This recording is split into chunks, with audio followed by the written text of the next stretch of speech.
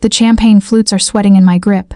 That's the thing nobody tells you about working at Rosalina's. A restaurant so exclusive it doesn't need a sign on the door. Your hands never stop trembling before the Friday night service. Not because you're clumsy. Not because you're new, though I still am, barely 3 weeks in. Your hands tremble because you understand, in your bones, that one mistake costs more than your month's salary. Table 7 needs water. Marco calls from the kitchen pass, his voice sharp enough to cut glass. The Cristallo party. You're pouring like you're afraid of it. I'm not afraid of water. I'm afraid of the man sitting at table 7. I don't know his name. I don't need to. Everyone moves differently around him. The hostess, the sommelier, even Marco, who pours his own mother's wine with less precision than what he's preparing for this man's table. There's a current running through the restaurant tonight. A frequency only certain people can hear. I learned to feel it the moment he walked through the door at 8:47 p.m., shaking rainwater from his coat like he owned the storm itself. Expensive, dangerous, beautiful in a way that makes your stomach drop. My reflection catches in the water pitcher, cheeks flushed, dark curls escaping from where I pinned them, eyes too wide. I look afraid. I am afraid, though I can't name of what. Go, Marco hisses. I move. Table 7 occupies the restaurant's corner, the best view of the city, the worst view for the rest of us watching. He sits with 3 men in tailored suits, their shoulders broad enough to carry secrets. But it's him. Even sitting, even still, there's something lethal about the way he breathes. His suit is obsidian. His hands are scared.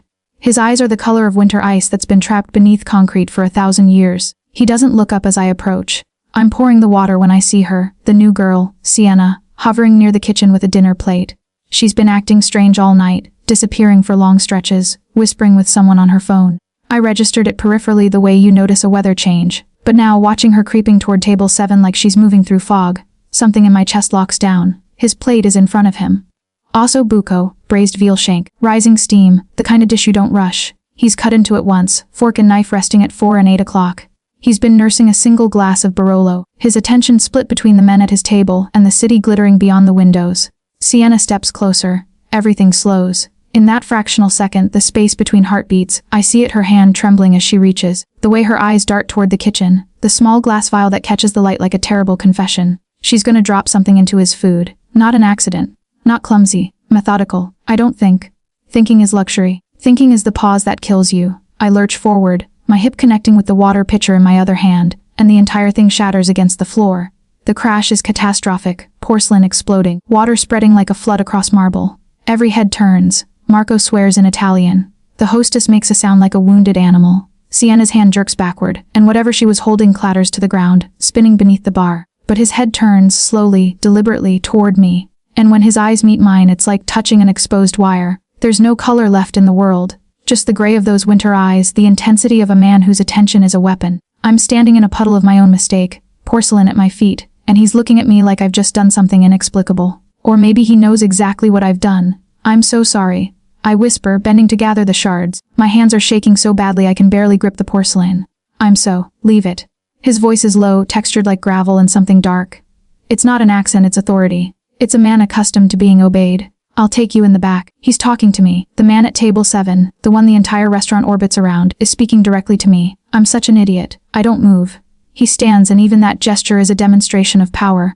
The men at his table go rigid. The ambient noise of the restaurant drops. It's like watching a lion rise from tall grass. What's your name? He asks, moving toward me. He doesn't hurry. He doesn't need to. Alessandra. I hear myself say. My voice sounds like it's coming from very far away. Alessandra. He tests the word in his mouth like he's tasting wine. That's a name with history. Tell me, Alessandra, are you clumsy or are you clever? My heart is a fist against my ribs. Before I can answer, Marco appears at my side, nearly stumbling in his rush. I'm so sorry, Signor Marino. He stops abruptly, realizing his mistake. The name escapes like water through fingers, Marino. The name lands like a stone dropped into still water, and I watch it ripple across every face in the restaurant. I know that name. Everyone in the city knows that name, though most people know better than to speak it aloud in public. The Marino family, old money, old blood, old power that's soaked into the bedrock of this city like a poison that can't be cleaned away. Enzo Marino, specifically, if the whispers I've overheard between the other servers are true. Ruthless, untouchable. A man who doesn't visit restaurants. Restaurants are honored when he arrives. It's fine, he says to Marco, but he never breaks eye contact with me. These things happen. Perhaps the young lady would like to clean up. Alone. It's not a suggestion. Marco retreats like he's been dismissed by a king, which functionally he has been. I'm standing in the wreckage of my own catastrophe, my heart trying to escape my body, and Enzo Marino is watching me with the patient hunger of a predator who's just realized his prey can think. Come. He he says, tilting his head toward the back corridor. Everything in me screams that this is wrong. That following a man like him into a private space is the kind of decision that doesn't end with you going home to your one-bedroom apartment in Queens. That this is the moment the heroine makes a choice that obliterates everything that comes after. But I think about Sienna, about the veil, about poison meant for this man's throat, and I move toward him anyway. The back corridor is narrow, lined with dark wood and older paintings, the kind of art that costs more than my life. His hand brushes the small of my back as we walk, and even that incidental touch sends electricity through my nervous system. The door to his private office opens before he reaches it, and I realize someone's been waiting, watching ready. The door closes behind us. The office is illuminated by floor-to-ceiling windows overlooking the city, millions of lives, all of them smaller than the space between his body and mine. His desk is clean, expensive. There's a gun on it resting against a leather portfolio, as casual as a pen. "Tell me," he says, his voice dropping even lower, "why you saved my life." And in that moment, suspended between the life I had and the one I'm about to lose, I understand he knows exactly what happened. He's known all along. He's been waiting to see what I would do, because I hear myself say, my voice steady despite the collapse happening inside me, "Poison is cowardly. And whatever you are, you deserve better than that." For a long moment, he doesn't respond. The silence is a living thing, pressing down on us both. Then, slowly, a smile spreads across his face, not warm but dangerous. The kind of smile that precedes something irreversible. "Oh, Alessandra," he whispers. "You have no idea what you've just volunteered for." His office smells like expensive leather and rain. I'm acutely aware of everything. The way the city lights paint his face in silver and shadow. How his fingers drum once, twice against the desk. The almost imperceptible shift in his posture when he realizes I'm not going to look away first. Most people probably break under that stare. Most people probably fall to their knees. I'm not most people, apparently. Or I'm stupider than I thought. "Sienna DeLuca works for the Rossi family," he says, moving around the desk with the deliberate grace of a man who's never uncertain about his own body. "Her father is a captain. She was meant to be subtle." He pauses, studying me like I'm a puzzle he's just decided to solve. "You made her panic, forced her hand, got sloppy." "I didn't know any of that." I whisper, "No, you didn't." He leans against the edge of the desk, and suddenly he's closer, not close enough to touch, but close enough that I can feel the gravity of him. The way the air seems to thicken. "Which is the only reason you're still breathing. If you'd known what you were stopping, you'd already be dead. But you acted on instinct, on conscience." His eyes narrow. "On something pure." The word pure sounds obscene in his mouth. "What happens now?" I ask. My hands are still trembling. I clench them into fists. "Now," he says softly, "you become my problem, and my opportunity." He stands, and I'm suddenly aware of the sheer size of him, the way he fills the room, the way the world seems to bend around his edges. He moves to the window and gazes out at the sprawling city below, his silhouette sharp against the light. "The Rosses have been testing me for months." He continues, his voice reflective. "Small moves, encroachments. They're wondering if I'm slipping, if the old man's illness has made me soft." He turns back to me. "A poisoning attempt is bold, desperate. It means they're running out of time, or running out of patience." And I trail off, realizing the enormity of what I've done. "You just declared war on the Rossi family by proxy," he finishes. "The question now is what we do with that fact." "We." As if I'm already part of his machinery. As if my life isn't mine anymore. "Why are you telling me this?" I ask. "Why not just—" I don't finish. I don't want to contemplate the ending of that sentence. "Because you're either incredibly valuable or incredibly dangerous, and I need to determine which." He walks toward me, and every cell in my body tenses. The staff at Rosalina's will have a story. Sienna will disappear or be discredited. There will be investigations, questions, people looking to verify what actually happened tonight. "You'll be questioned." My stomach drops. "I'll tell them the truth, that it was an accident." No. The word is sharp, final. "You'll tell them exactly what I tell you to tell them, because if you don't, I'll know. And if I know you've lied to me, everyone you've ever loved will discover what it means to pay for your betrayal." It's delivered without malice, which somehow makes it worse. This isn't a threat born of anger. This is just fact. This is how his world works. "You're a monster," I say, but my voice doesn't have any conviction. "Yes." He doesn't deny it, he doesn't apologize. "But I'm your monster now, Alessandra. At least until I decide otherwise." He reaches out, and his hand, scarred, powerful, warm, cups my chin. His thumb brushes my cheekbone, and the intimacy of the gesture stuns me more than any violence could have. "Here's what's going to happen," he says, his voice dropping to something almost tender. "You're going to take a leave of absence from Rosalina's. Family emergency. Your mother's ill." He tilts my face up, studying me. "She is, isn't she? How did you? The way you hold yourself, the way you flinch when Marco raises his voice." He releases me, and I feel the absence of his touch like a physical ache. "You're used to taking care of people, to being small, to apologizing for existing. That's not. You're gonna come with me," he continues, moving to a painting on his wall, abstract, violent splashes of red and black. He presses something, and the painting swings open to reveal a safe. You're gonna live in my home until this situation with the Rosses is resolved, and you're gonna tell no one where you are. That's kidnapping. I breathe. It's protection. He corrects. The Rosses know your face now. They know you were there. To them, you're a loose end that needs tying. He opens the safe, and inside are documents, cash, a gun. Here, your leverage. You're also. He pauses, and something flickers across his face, something almost vulnerable. Something else entirely.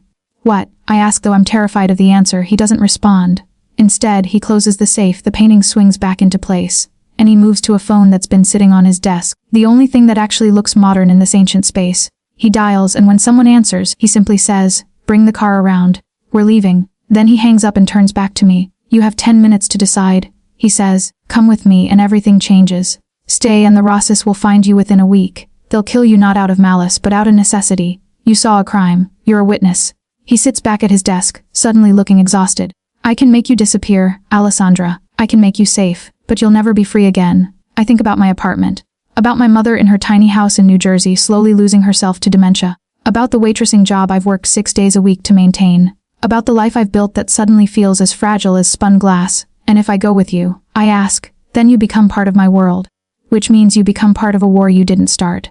He meets my eyes. It means you'll see things that will haunt you. That you'll be expected to participate in choices you'll hate yourself for. That the man you'll be sleeping under the same roof as is capable of unspeakable violence. He stands again, and there's something different in his posture now. Something almost broken.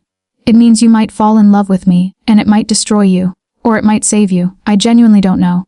The confession hangs between us, raw and unexpected. "Why would you even want me?" I whisper. Because he says, moving toward me again. For the first time in my entire life, someone made a choice that wasn't calculated. Wasn't about survival or power or leverage. "You crashed that picture because you couldn't live with yourself if you didn't." He reaches out and takes my hand, my trembling, terrified hand. And I haven't felt anything real in so long, I'd forgotten what it was supposed to feel like. His thumb traces circles on my wrist, finding my pulse. Holding it like he's reading my future in the rhythm of my heartbeat. "Come with me, Alessandra," he says. "Choose the danger, choose me. Choose something that terrifies you more than staying ever could." Behind him, through the window, I see a car pull up to the curb, sleek, black, impossibly expensive. And I realize I've already chosen. "Yes," I hear myself say. His smile is slow, predatory, and absolutely devastating. "Then let's go home." His home is not what I expected. I expected cold, glass and steel. Something that reflects power like a mirror reflects light. Instead, I'm standing in a mansion that feels like it's been carved from darkness itself.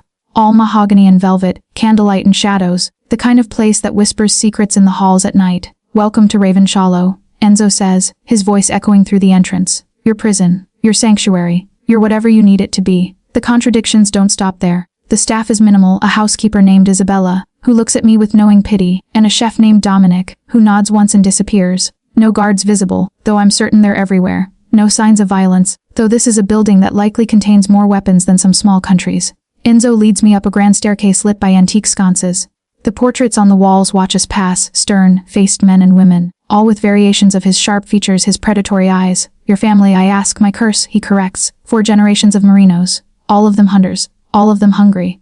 He stops at a door painted deep crimson, and he opens it onto a room that steals my breath. It's a bedroom, but not like any I've ever seen. The 4-poster bed is enormous, draped in silk the color of wine. Floor-to-ceiling windows overlook gardens that seem to go on forever. All moonlit stone paths and roses the color of old blood. There's a fireplace already burning, casting dancing shadows across the walls.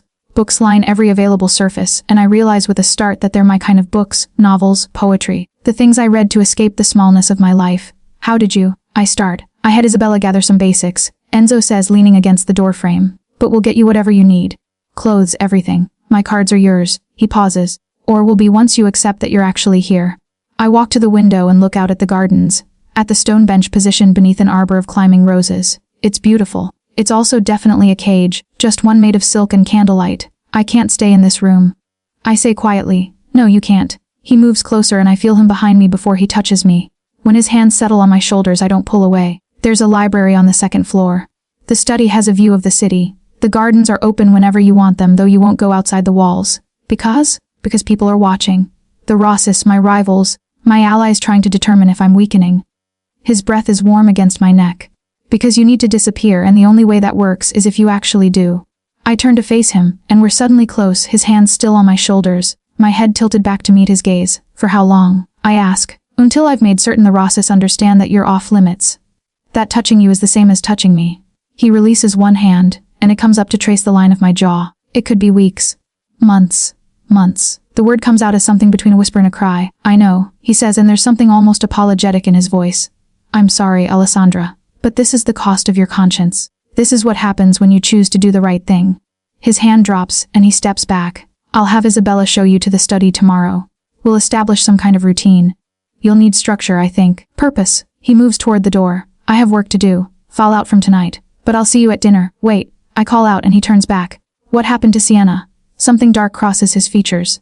That's not your concern. It is, though, if you did something to her because what? Because you stopped a poison attempt. He leans against the doorframe again and his expression is unreadable.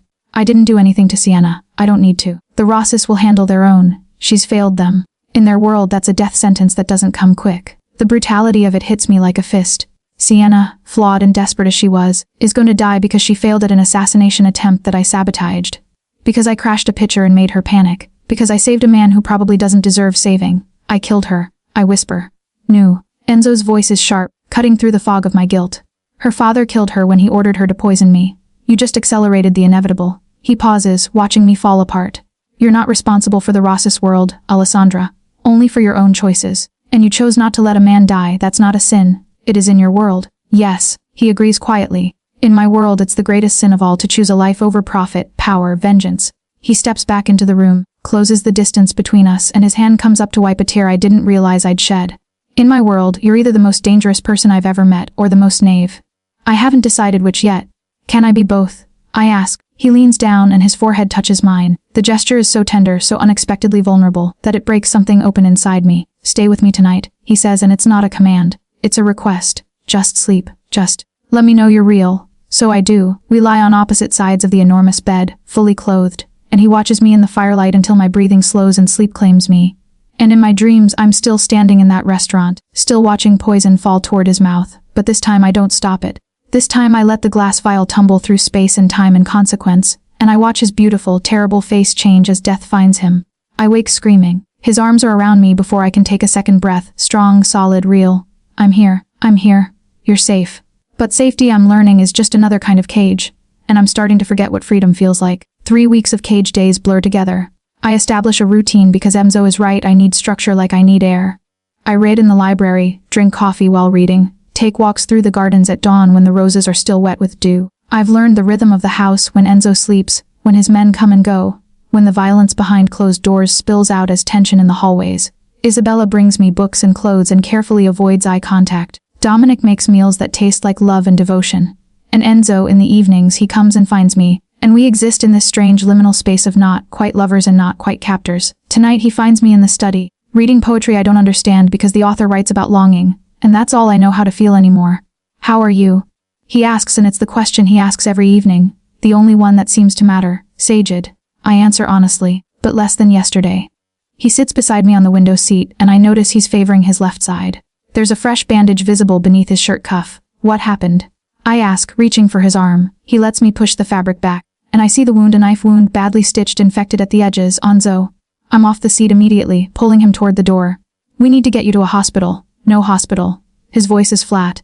No doctors outside these walls. Then you'll get infected. You could. I stop, unable to say the word. Let me clean it. Let me help. He watches me with that expression I've come to know, the one that suggests he's deciding whether to let me closer or push me away. Finally, he nods. I find the medical supplies in a bathroom that's larger than my entire apartment. The wound is worse than I thought, not from the cut itself, but from infection setting in. Someone tried to stitch it, and they didn't do it right. My hands are steady as I work cleaning away the dead tissue, applying antibiotic ointment, rebandaging it properly. Where did you get this? I ask as I work. A meeting with Salvatore Rossi went poorly. My hands freeze. You met with them, even after they tried to have me poisoned. He watches my face. Yes, because that's how we negotiate, not with words, Alessandra, with blood. Did you? I swallow hard. Did you kill him, Salvatore? No, he's the patriarch. Killing him would start a war I'm not prepared for. He pauses, yet. I finish the bandaging and sit back on my heels, staring at him. This is who you are. This is what you do, Les. He reaches down and pulls me up, settling me against his chest. This is exactly who I am. And in the past 3 weeks, you've started to forget that. You look at me like I'm a man capable of redemption. Aren't you? I ask, though I'm terrified of the answer. His laugh is bitter. I've spent 27 years building an empire on the backs of broken men. I've ordered executions for infractions smaller than stealing. I've caused more pain than I've ever prevented.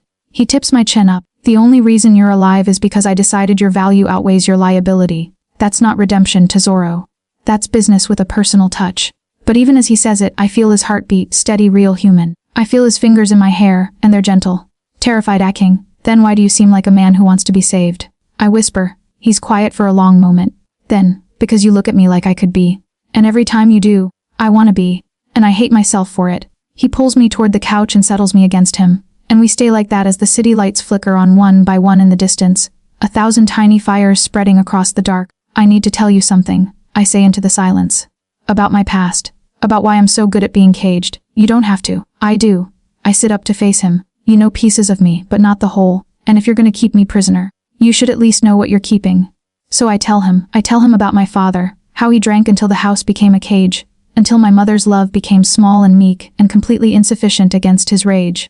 How I learned to be invisible, to make myself smaller, to apologize for my existence because maybe if I apologized enough, the violence would stop. I tell him about my mother's illness, how she started forgetting my name, how I became her caretaker at 18, how I built my entire life around not disappointing her, not hurting her, not leaving her alone even though staying was a slow kind of death. I tell him about the first time a man grabbed my wrist too hard, and how I didn't pull away because I'd learned that resistance only made things worse. When I finish, my hands are shaking and there are tears I didn't know I was crying streaming down my face. And Enzo is still, absolutely still, watching me like he's seeing me for the first time. Your father, he says quietly. Where is he? Dead. 10 years ago, cirrhosis. I wipe my face. Why? Because if he wasn't, Enzo says, his voice taking on that edge I've learned to fear, I would have made him understand what it means to hurt someone I care about. The words land between us, and I realize what he just admitted. You care about me. I ask. His jaw tightens. It's a complication I didn't anticipate. A complication. I repeat, and something between a laugh and a sob escapes me. Don't, he says sharply. Don't make this romantic. Don't make this something it isn't. What is it then? I challenge. Tell me exactly what this is. He stands abruptly, moving to the window, his hands braced against the frame. It's dangerous. It's ill-advised. It's the first thing in my life that hasn't been calculated and controlled. He turns back to me and his expression is raw. It's me deciding that you matter more than strategy, and that terrifies me because I'm not a man who can afford to care about anything but survival. So don't care. I say, though every word is a lie. Too late. He moves back to me and pulls me into his arms, and his kiss is nothing like I expected. It's desperate, it's tender, it tastes like confession and regret. Too late, Alessandra, you're already underneath my skin. When he pulls back, his eyes are haunted. This ends badly, he says. You know that, right? In my world, love is always a weakness that gets you killed. Then maybe, I whisper, we'll die together. He kisses me again, and it feels like the beginning of the end. The phone call comes at 3 in the morning. Enzo answers it in the dark, and even without words, I hear the shift in his breathing, the moment when something breaks inside him. He's out of bed before I'm fully awake, already pulling on clothes. What happened? I ask, reaching for him. My father. His voice is flat, hollow. He had a stroke, they're taking him to the hospital, but he doesn't finish. He doesn't need to. I see a different side of Enzo in the car ride to the city. He's silent, his hands gripping the steering wheel so hard his knuckles turn white. When we arrive at the private hospital, he moves through the halls like a man sleepwalking, present in body but absent in spirit. The stroke was massive. Vito Marino, the patriarch of the entire empire, is gone except for the steady rise and fall of his chest. Machines breathe for him. IVs sustain him. His eyes are open but sightless. Enzo stands beside his father's bed, and I see something I never thought I'd see. He crumbles, just slightly. Just enough for me to know that beneath all the darkness, beneath all the ruthlessness, there was still a man who loved, who needed, who could be broken by loss. I need you to leave, he says quietly, not taking his eyes off his father. Enzo, leave. It's a command and I understand enough now to obey it. I find myself in a waiting room with Enzo's family. His mother is small, elegant, and utterly destroyed, her hands trembling as she drinks coffee she doesn't taste. His brother Dante is a younger version of Enzo, but where Enzo is all careful control, Dante vibrates with barely contained fury. There's a sister too, Juliana, who watches me with undisguised contempt. So you're the reason my brother's distracted, she says in flawless English. The waitress who's somehow managed to make the merino hair lose focus at the exact moment we need him most. I start. The Rosses are moving. Dante interrupts, his voice grim. Without our father to maintain the balance of power, they're making moves. Encroaching on 3 of our territories. They know this is a vulnerable moment, and they're exploiting it. Where's Enzo? I ask. Still with Papa, Dante says. Saying goodbye. But when Enzo emerges from his father's room 2 hours later, there's nothing sad about him. There's only ice. Cold, pure, calculated ice. Juliana, call the council. He says, his voice the voice of someone used to being obeyed. Dante, mobilize the southern crews. The Rosses want to play. Let's show them what it means to disrespect a Marino. The funeral. His mother starts. Will happen after they bleed. Enzo says, and he doesn't even look at her as he says it. I follow him to a private room, and for the first time since we met, I see him fully unleashed. There's a tactical map on the wall, and he's already marking targets, reorganizing territories, preparing for war with the precision of a general. He's calling names, men I've learned are captains, soldiers, people who answer to him with absolute loyalty. We'll hit the Rossi warehouses tonight. He's saying into the phone. I don't care what's in them. I don't care about collateral. I want them to understand that their expansion ends now. Enzo. I've never interrupted him like this, but I have to. What are you doing? What I should have done weeks ago. He doesn't look away from the map. I've been soft, distracted. It's time to remind everyone who rules this city, because your father's dying. I ask, and even I can hear the accusation in my voice. Because my father's dying, he confirms, and that means I need to secure everything he built. That means demonstrating power. That means, he finally looks at me, and his eyes are a stranger's eyes. It means you need to leave. Go back to Ravenshallow. Stay in the house, don't answer the phone, don't go outside. I'm not a child, I say. You don't get to. I do, he cuts me off. I absolutely do. Because right now, you're a liability that distracts me, and I can't afford distractions. He moves closer and his hand cups my face, but there's no tenderness in it, only possession. You'll do exactly as I say, or I'll have you sedated and locked in your room. Is that understood? The coldness in his voice is more frightening than any threat he's ever made. I nod, because what else can I do? Back at Ravenshallow, Isabella brings me dinner I don't eat and news I didn't ask for. 3 Rossi warehouses burning. A captain named Vincenzo found dead in the street, executed. Territory seized, businesses shuttered, families destroyed, all of it in one night. The war has begun in earnest. And I'm watching the man I'm falling in love with become exactly what he promised. He was a monster. A beautiful, terrible, utterly ruthless monster. That night, Enzo returns to Ravenshallow at dawn, and he's covered in blood that isn't his own. He showers for an hour, and when he emerges, he looks hollowed out. Your father. I ask carefully, still breathing, meaninglessly. He gets into bed fully clothed, and I don't know if he notices or cares. The Rosses are mobilizing. We're hitting them again tomorrow night. The night after that, we'll take the warehouse district. Within a month, they'll be begging for mercy I won't give them. Because they tried to poison you. I ask. Because they showed weakness by trying. He corrects. Because they revealed they're afraid of me. And fear, he says, is the only language my world speaks. He pulls me into his arms and his heartbeat is normal, steady, unfazed by the bodies he's left in his wake. Don't look at me like that, he says quietly. Like what? Like you're disappointed. Like you expected something different from me. I want to lie. I want to tell him it's okay, that I understand, that this is just the cost of his world, but I can't. I'm terrified, I say instead. Not of you, of who you're becoming, of whether there's anything left of the man who saved me underneath all of this. He's silent for a long moment. Then, there isn't. The man who saved you and the man winning this war are incompatible. You have to choose which version of me you can live with, Alessandra. Because I can't be both. And in the dark, with his arms around me and the sounds of the city turning violent beyond the walls, I realize I'm going to have to make an impossible choice. A woman appears at Ravenshallow exactly 2 days later. Her name is Francesca, and she's beautiful in the way that dangerous things are beautiful, all sharp edges and calculated smile. She glides through the house like she owns it, and Enzo treats her with a respect he's never shown to anyone but his dying father. She's his advisor, Isabella explains quietly, bringing me tea I don't want, close to his father. Very close, if the whispers are true. Very close. A euphemism for something that twists my stomach. I watch from the library as Francesca and Enzo retreat to his study. Their voices are low and tense. Once I hear her laugh, a sound like breaking glass, and something sharp lodges in my chest. The war with the Rosses is escalating. 3 more captains dead. The Russo family is starting to align against Enzo, seeing weakness in his focus split between his father's decline and the escalating conflict. There's talk of a summit, of uneasy truces and shifting alliances. And through it all, Francesca is there, translating, advising, sometimes touching his arm with the ease of absolute familiarity. When Enzo comes to my room that night, I don't ask. I don't need to. You're sleeping with her. I say. He doesn't deny it. She has information I need. She has loyalties that matter. I don't care why. I cut him off, and I'm shocked at how steady my voice is. I just want to know how long. It's not relevant. It's not. I stand up, moving away from him. Of course it's relevant. I'm trapped in your house. I'm yours in every way that matters, and you're in her bed.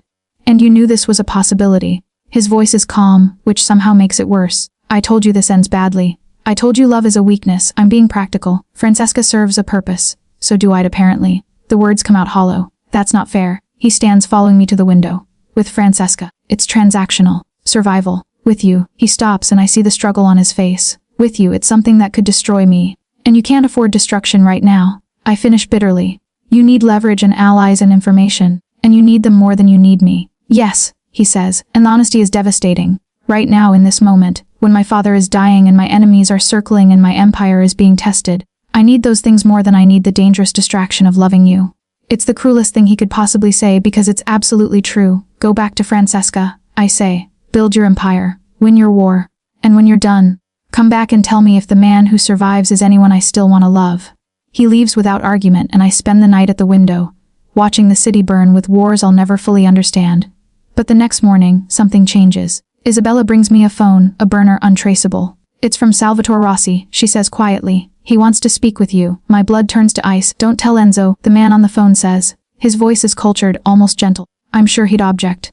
Who are you? I whisper, though I already know. Salvatore Rossi, the man whose daughter your man condemned to a slow death for attempting to poison him. There's something almost sad in his voice. She took 3 weeks to die, you know. The poisons Enzo uses are quite sophisticated.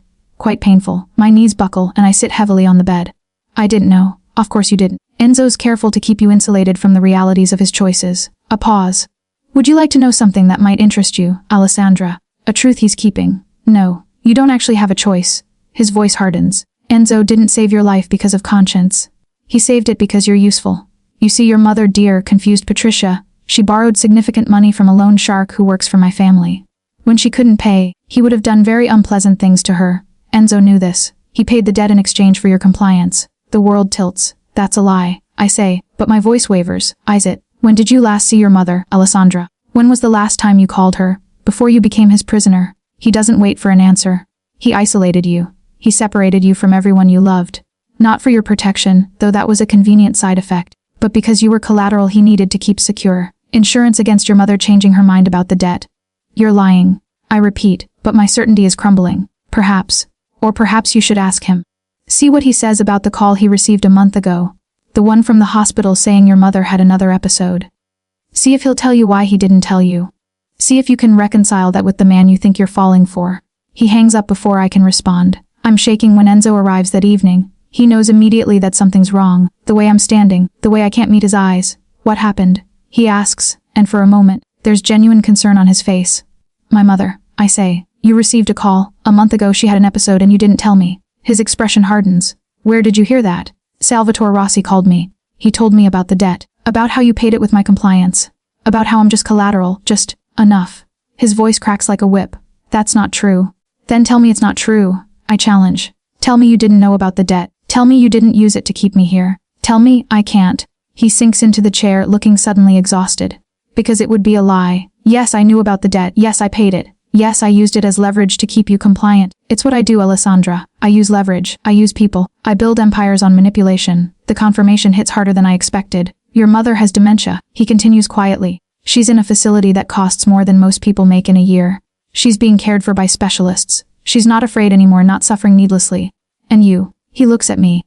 You were drowning in the responsibility of saving her. You were small and broken and killing yourself slowly. So you saved me. I ask bitterly. How noble. No. He says, I kept you like you keep things you care about, and yes, the leverage was part of it. But somewhere along the way, it stopped being strategic, it became something else. When, I demand, when did you stop using me? He's quiet for a long moment. I'm not sure I ever did, I'm not sure I can, because that's what I am, Tesoro. I'm a man who sees value in everything as leverage, and his voice breaks. I tried to change for you, I'm still trying, but I'm not good at it. I think about Sienna who had to die because she failed, about the captain named Vincenzo, executed in the street. About the families destroyed, the lives ended, the blood spilled in the name of Enzo's empire. And I think about my mother, finally safe, finally cared for, thanks to a man whose love comes wrapped in manipulation and control. I can't be here anymore, I say, and I'm shocked at how calm I sound. Yes, you can. No, I stand moving away from him. I can't. Because if I stay, I'll become complicit in all of it. I'll tell myself that love justifies the bodies, that your care for me balances the suffering you cause. And I'll be right enough times that I'll stop being able to distinguish the man I love from the monster who created him. Enzo stands, and his expression crumbles. Then leave. Go. But understand that the moment you walk out of this house, the protection I've given you ends. The Rosses will what? Kill me, maybe. That might be better than slowly dying here while pretending that this is love instead of a particularly elaborate cage. I move toward the door, and he doesn't stop me. He doesn't grab my wrist or command me to stay. Instead, he just watches, and I see something I've never seen on his face before: despair. "I love you," he says as I reach the door. I turn back, and the tragedy of it, the absolute perfect tragedy, is that I believe him. "I know," I say. And that might be the cruelest thing of all. Then I leave before I break, before I reconsider, before the love I feel for him convinces me to stay in hell as long as he's there to hold my hand. I last 6 days in the world without him. 6 days in a hotel under an assumed name, terrified of every shadow, every footstep, every moment of silence that might mean someone found me. I call the hospital where my mother is, and they confirm she's been there all along. Enzo wasn't lying about that. A private room, the best care, her medical bills paid in full indefinitely. So he was right, he did save her. And the fact that his methods were mercenary doesn't erase the reality of her safety. On the 7th day, the Rosses find me. They're not violent about it, not at first. 3 men in expensive suits appear at my hotel room door, and their weapons are only suggested by the slight bulges beneath their jackets and the certainty in their eyes. "Salvatore would like to speak with you," one of them says politely. I could run. I could scream. I could do any number of things that would result in my immediate death. Instead, I grab my jacket and follow them. The Rossi compound is smaller than Ravenshallow, but no less sinister. Salvatore Rossi is exactly what I expected. An older man with his son's features and the eyes of someone who spent his life calculating the worth of other people's suffering. "You were very brave," he tells me, gesturing for me to sit. "Leaving Marino despite his claim on you, it took courage. It took self-preservation," I correct. "Semantics." He smiles, and it's not unkind. "Tell me, Alessandra. What do you know of business?" "Nothing. Off leverage. More than I'd like." "Then you understand why you're valuable to me." He stands and moves to a window that overlooks a different part of the city. "Marino has become unpredictable, unreasonable. He's destroyed 3 of my businesses in retaliation for a single attempt on his life. Most men would see this as a sign to negotiate. Instead, he's declared total war. This is not rational. This is not business. This is," he pauses, "personal. If you're hoping I'll help you," I say quietly, "you should know I won't betray him." "Oh, I'm not asking you to betray him. I'm asking you to help me understand him." He turns back to me. "What makes him vulnerable? What breaks the man who's seemingly unbreakable?" "You," I say without thinking. "His family." Salvatore's expression sharpens with interest. "Vito Marino is dying." I continue, understanding too late that I'm giving away information that could be lethal. Enzo's empire is built on his father's legacy. If Vito dies, Enzo becomes fully unmoored. Salvatore finishes. "Interesting. Most men, when they inherit absolute power, become more cautious. But you're suggesting Enzo will become more dangerous." "Yes," I whisper. "Then perhaps," Salvatore muses, "I should let his father live until the transition is complete." Before I can respond, the building shakes with an impact so violent that dust falls from the ceiling. Salvatore's eyes widen, the first genuine emotion I've seen on his face. Within seconds, his men are surrounding him, weapons drawn. "What's happening?" he demands. "Missile strike." One of them says into a radio. "We've been hit. East wing is, the whole building is." "Enzo." I breathe, understanding immediately. Salvatore turns to me with something like respect in his expression. "Your man is going to take you out of here. That's what this is. A retrieval." He gestures to his men. "Let them. If she's willing to die for him, then she's not useful to me anyway." The chaos that follows is surreal. Explosions, gunfire, Enzo's soldiers pouring into the compound like a tide. I'm grabbed by a man with Isabella's face. His name is Marco, and he's family, I learn later, and pulled through smoke and broken glass toward a waiting car. Enzo is there, and the moment he sees me, something in his expression transforms. "Are you hurt?" he demands, running his hands over my body, checking for injuries. "I'm fine. I'm Enzo, you can't do this?" He already did." Enzo pulls me into the car, and we're moving before the door is fully closed. "He took you, he held you. That was his last mistake. Your father is dead," Enzo says flatly. 30 minutes ago. Heart failure, the doctors are saying, though the stress probably contributed. I wasn't there because I was too busy making sure you were safe." The weight of that hits me like a physical force. His father died. The man who built his empire, who defined his world, who was the anchor point of his entire existence, gone. And instead of being at his bedside, Enzo was storming a compound to save me. "You should have been with him." I whisper. "Yes." Enzo agrees, and there's a hollowness in his voice that terrifies me. "But I couldn't choose between my family and you, so I chose you. And now my father's dead, and I'm the patriarch of an empire that's currently at war, and I made this decision because I'm weak. Because you're worth it to me, even though you shouldn't be." We drive through the night, and when we arrive at Ravenshallow, Isabella is waiting with a look of profound sorrow. She embraces Enzo without words, and they hold each other in the doorway like 2 people drowning. That night, I find Enzo in his father's study, the room I've never been allowed to enter. He's sitting in Vito's chair, and on the desk in front of him is a portrait of his parents on their wedding day. Vito looked different then, younger, softer, not yet hardened into the powerful man whose loss is reshaping the world. "I'm sorry," I say from the doorway. "Don't be." Enzo's voice is ragged. "I'm the one who should be sorry. I chose you over my family. I brought death to a family you didn't even know, and I'd do it again in an instant. He stands, and when he comes to me, he's trembling. Leave, he says. What? Leave now, while I'll actually let you go. Because if you stay, Alessandra, I'll destroy you. Not deliberately, but inevitably. My love is a weapon, and I don't know how to set it down. His hands frame my face. Be kind to yourself and go. I should go. Every logical part of me screams that this is the moment to cut myself free, to walk away while I can still choose my own life. But I've never been very good at logic. No, I say, and I lean up and kiss him. It tastes like tears and grief and the kind of love that's gonna haunt us both forever. Then I'm sorry for what comes next. He whispers against my mouth, and I realize with absolute certainty that we're past the point of no return. The funeral is a declaration of war. 1,000 people attend, politicians, crime bosses, judges, and men whose names are never spoken in polite company. They gather to mourn Vito Marino and to assess whether his son can hold the empire together. Every eye in the cathedral is calculating, measuring, determining whether Enzo Marino is a king or just a man in a dead man's suit. I watch from the shadows, dressed in black, invisible in plain sight. Enzo delivers the eulogy himself, and his voice doesn't waver once. He speaks of his father's power, his legacy, his ruthlessness. He doesn't speak of love or loss or the human cost of building empires. When he finishes, he stands at the grave and watches the coffin descend into the earth, and his expression is marble. But I see his hands trembling. After the funeral, the real power plays begin. The Russo family challenges him immediately, claiming that Vito's death means the terms of their previous arrangements are void. The Calabrese family starts encroaching on his territories. Even his own captains are testing him, probing for weakness, wondering if the young heir has the stomach for what comes next. Enzo's response is swift and brutal. He brings the Russo patriarch to Ravenshallow, not as a guest, but as a prisoner. I hear the screaming from the library where Isabella has hidden me away. It lasts for 4 hours. When Enzo comes to me afterward, his hands are covered in blood, and his eyes are hollow. I had to, he says without preamble. If I didn't respond with violence, they'd see it as weakness, they'd circle. They'd destroy everything. I know, I say, and I mean it. I've spent enough time in his world to understand the mathematics of survival. Do you? He moves to the window, staring out at the gardens that suddenly seem sinister in the moonlight. Or are you just saying that because you're afraid of what I'll do if you object? The accusation stings because it's true. I am in part afraid. And I am in part compromised by the fact that his choices keep both of us alive. I'm saying it because it's true. I answer carefully. And because I'm choosing to stay with you despite knowing what that means. He turns to look at me, and I see him wrestling with something. Guilt and love and the impossible task of integrating those things with the ruthlessness his world demands. My father called me a day before he died. Enzo says quietly. He told me that the greatest risk a Marino can take is loving anything more than power. He said sentiment is a luxurious indulgence for people who can afford it and we can't. And do you believe him?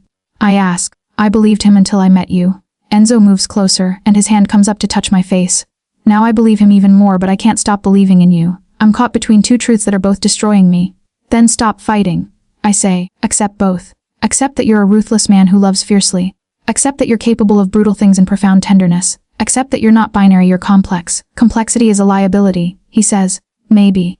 I allow. But so is trying to be a machine while you're still human. He kisses me then, and it's desperate and tender and absolutely possessive. When he pulls back, he looks like he's made a decision. I'm taking over Salvatore Ross's territories, he says. The Russo patriarch will be released in a month, after I've broken his alliance with the Calabrese. Once that's done, we'll have unified control of the eastern seaboard. And the blood? I ask. The bodies will be immense, he says without hesitation. There will be widows made, children without fathers, families displaced. All because you wouldn't let me poison you 3 months ago. I flinch at the accusation, but he doesn't relent. That's the price of your conscience, Tesoro. This is what saving my life created. This is the consequence of loving me. Then maybe I made a mistake. I say, and the words are bitter on my tongue. Maybe you did. He releases me and moves to the door. But you'll live with it anyway, because you care about me more than you care about your moral purity. He leaves before I can respond, and he's right in the worst way. He's absolutely right, and that's what devastates me. The weeks that follow are a blur of escalating violence and increasing intimacy. Enzo comes to me at night covered in other people's suffering, and I wash him clean and hold him like that might absolve him of his sins. We make love in the darkness, and it's both the most beautiful and most corrupting thing I've ever experienced. I'm becoming like him, hardened, complicit, willing to justify things I never thought I'd justify. One night, I find him in his father's study again, and he's drinking Vito's best wine straight from the bottle. I'm becoming him, Enzo says without preamble. The things I'm ordering, the methods I'm using. I'm becoming my father, and I hated my father. You're becoming yourself. I tell him. And you're fighting it harder than he ever did. Is that supposed to comfort me? He laughs bitterly. That I'm slightly less monstrous than the man who created me. That's not redemption, Alessandra. That's just a matter of degrees. I cross the room and take the bottle from him, drinking directly from it as well. The wine is expensive and tastes like oak and thyme. What if we stopped trying to be good? I ask. What if we accepted that we're not? That we're complicit and compromised and corrupt in ways we can't undo? Then what's the point? He asks. I say simply. In the middle of all the darkness, there's us. We're the point. We're the thing that makes it bearable. He looks at me like I'm the most beautiful and dangerous thing he's ever seen, and he pulls me close. I'm gonna ruin you, he whispers. I know. I whisper back. That's why I'm not leaving. Outside, the city turns violent. Territories shift hands, blood waters the streets, and the Merino Empire expands like a cancer. And in Raven Shallow, surrounded by walls and gardens and armed men, I surrender completely to the man I love and accept that there's no redemption in our story, only transformation. Enzo doesn't touch me for a week after taking the Russo territories. It's a choice, I realize, not an accident. He's created distance between us because he's afraid that if he touches me, he'll break. That the tenderness he feels will shatter the steel he's rebuilt around his heart. I find him in the early morning, standing in the gardens, watching the sunrise over walls that keep us isolated from the world. Don't do this. I say, moving to him. Do what? Shut me out. Punish me for what you've become by removing the one thing that keeps you human. He turns to look at me, and there are bruises beneath his eyes that weren't there before. I need you to understand something, Alessandra. The men I've ordered killed this past month. They had families. They had children. Some of them probably had people who loved them the way you love me. He pauses. And I did it anyway. I did it because it was strategically sound. Because it solidified my position. And you want me to do it while maintaining some fragile moral balance with you in my bed? Yes, I say. And I mean it with every fiber of my being.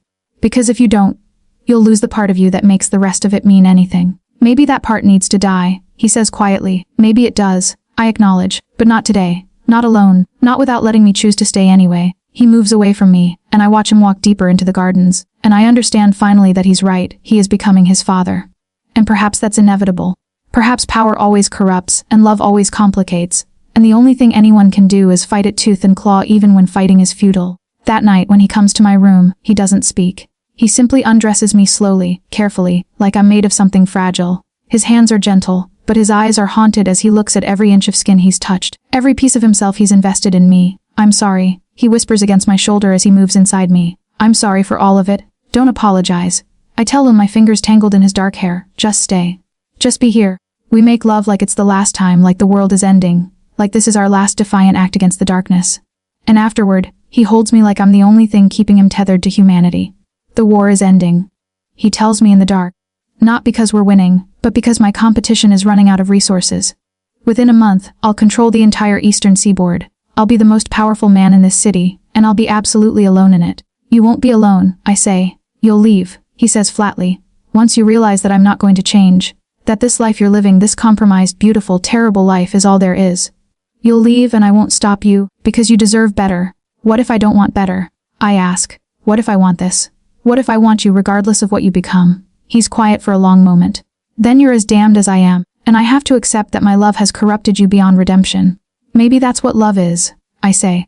Not redemption, but mutual damnation. Not making each other better, but making the darkness more bearable. He rises from the bed and moves to the window, and I watch his silhouette against the city lights. There's something I haven't told you, he says. About Sienna. About what happened to her. My heart stops. She died slowly, he continues. In a facility where she couldn't contact anyone. Where no one could help her. I chose that method specifically because I wanted her to have time to understand what her choice had cost her. I wanted her to have 4 weeks to contemplate her betrayal while poison ate her from the inside out. He turns to look at me, and there's nothing human in his expression. And you're still here, he says, knowing that. Still in my bed, still claiming to love me. Yes, I say, and I mean it, and it terrifies me that I mean it. Then you're not good, Alessandra.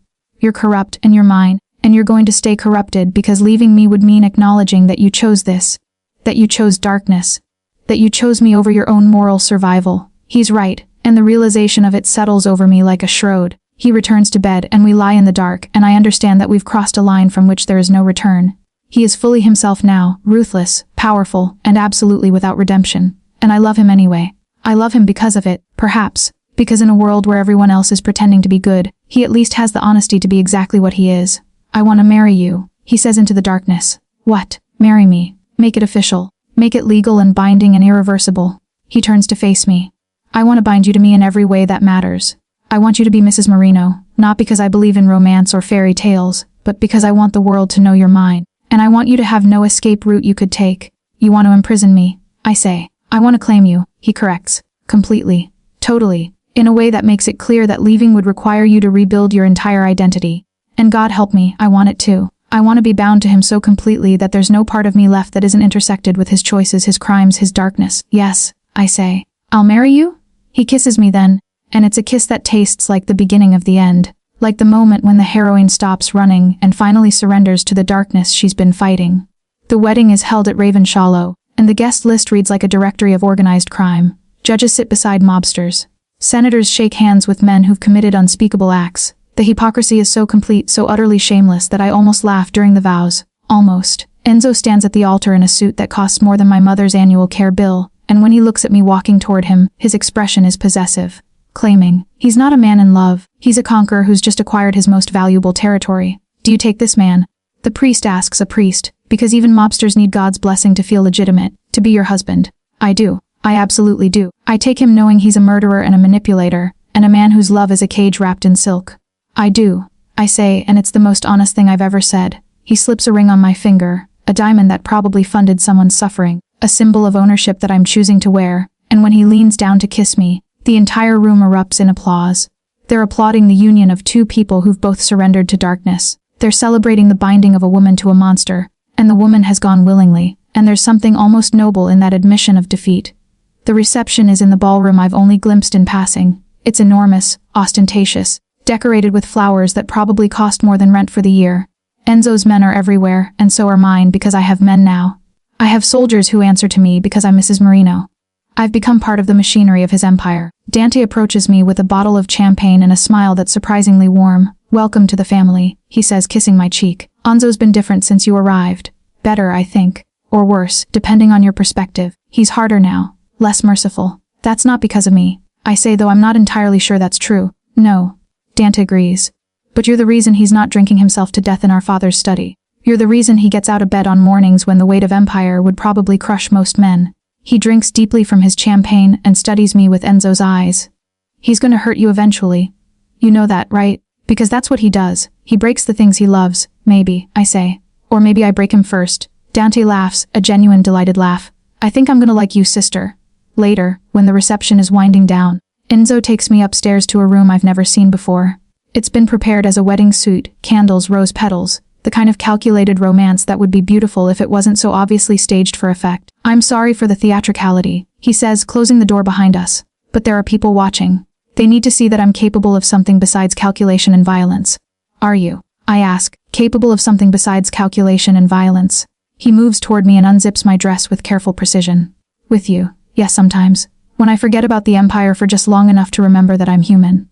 I let the dress fall, and I'm standing before him in nothing but the wedding ring, and the absolute certainty that there's no escape route anymore.